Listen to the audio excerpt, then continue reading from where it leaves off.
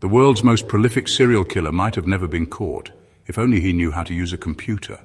Now imagine this, a man who's not just a serial killer but also a trusted friend of his victims, a respected name in the community, and above all, a doctor. This is the chilling story of Dr. Harold Shipman, a man who didn't use his clinic to save lives, but to silently end them. In the quiet town of Hyde, England, with a population of just 30,000, he carried out his killing spree for 23 years, right under everyone's nose. Even after murdering over 250 people, no one suspected Dr. Shipman, and truthfully, they probably never would have, if it weren't for one small, critical mistake. What drove him to kill? How did he manage to stay hidden for so long? And what was the one clue that finally shattered the illusion, exposing years of murders in a single moment, once again featured in the chilling reports of HS Stories? The man behind the mask was none other than Dr. Harold Shipman. He had mastered the art of deception, a smooth talker, a flatterer, and a trusted doctor. His victims were carefully chosen, mostly elderly patients who lived alone, whose deaths would never seem suspicious. Dr. Shipman would spend hours with them, visiting their homes, lending a kind ear, and making them feel less alone. He gave them comfort, made them feel seen. Some trusted him so deeply, they even handed him the keys to their homes. Because of this kind and caring behavior, Dr. Shipman became a well-known figure in Hyde. People believed he had a special place in his heart for the elderly, that he treated them with love and patience. But behind that soft-spoken charm was a calculated plan. He used his reputation to gather information: who lived alone, who had money and property, who visited their homes and when, and where their relatives stayed when they weren't around. Once Shipman had all the answers and felt sure he wouldn't be caught, he'd strike. He'd quietly kill his patients by giving them a deadly overdose of medicine. And since most of them were over 80, their deaths never raised suspicion. It all seemed natural. This continued for years. Forget getting caught. No one even suspected him. Not until he made one fatal mistake. Dr. Shipman had actually started his career in a town called Pontefract, about 70 kilometers from Hyde. There he worked in a hospital. But in 1974 he left and moved to Todmorden, where he joined the Abraham and Marod Medical Center as a general practitioner. That's where the signs first began.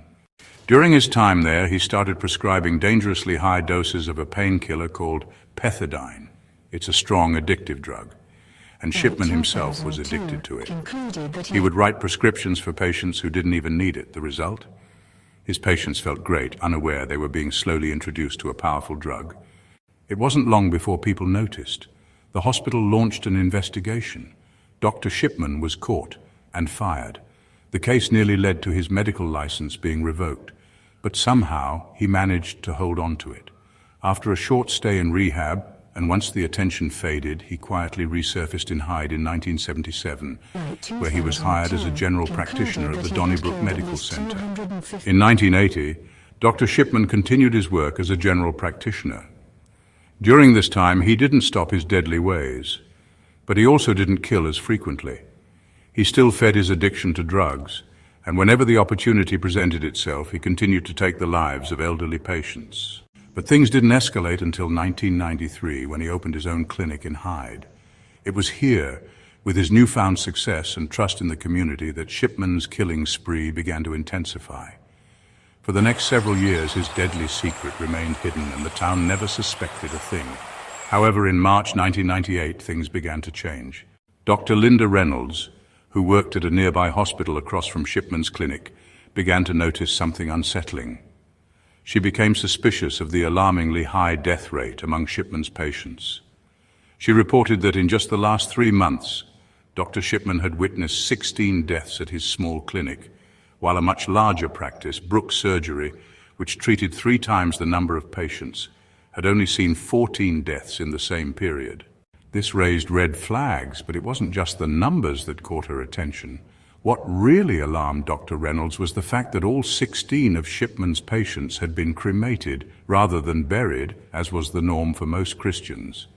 Only a few people choose cremation, and the number of Shipman's patients doing so seemed oddly high. Dr. Reynolds submitted a detailed report to the Manchester coroner.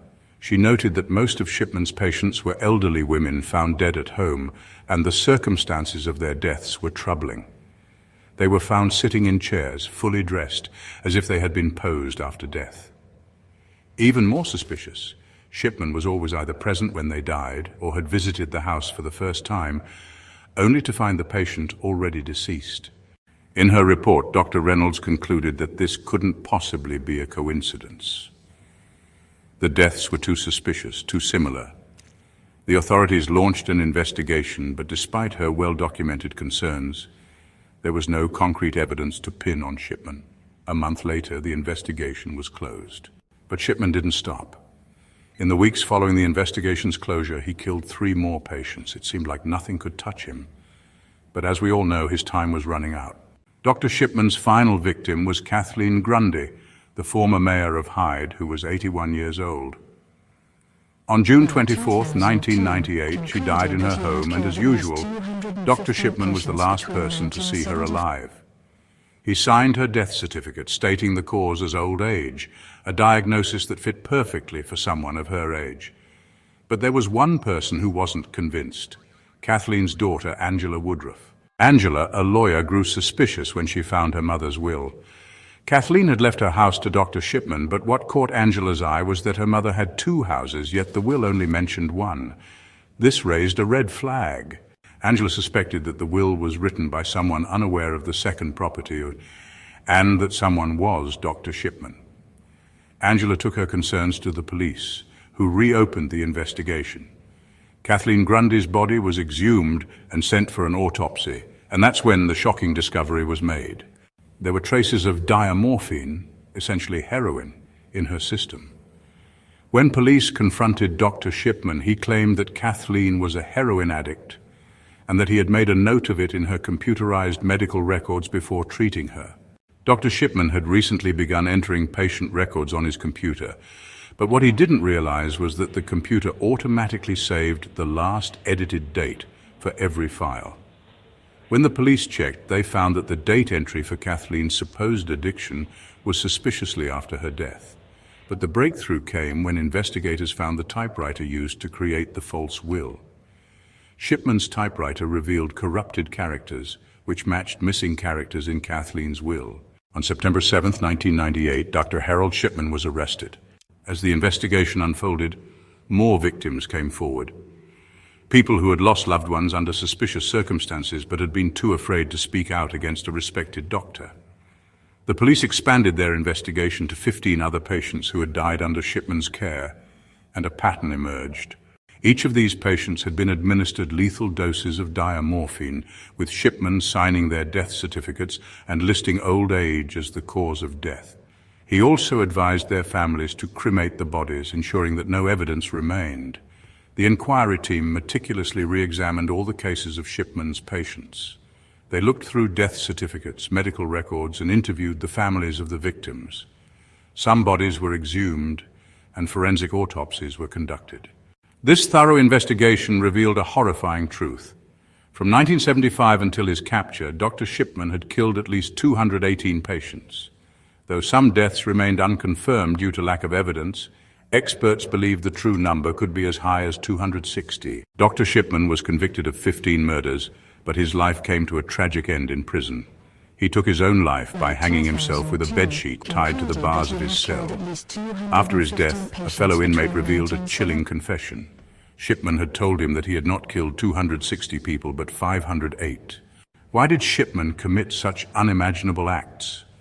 The true motive remains a mystery. Some believe it was a psychotic urge, others speculate it was for financial gain, and some even think his mother's death, she was given morphine as a cancer treatment, may have influenced him to imitate her death by administering the same drug to his victims. Thank you for watching. If you found this story as chilling as we did, make sure to like and share this video. Leave your thoughts in the comments below, and we'll see you in the next gripping episode of HS Stories.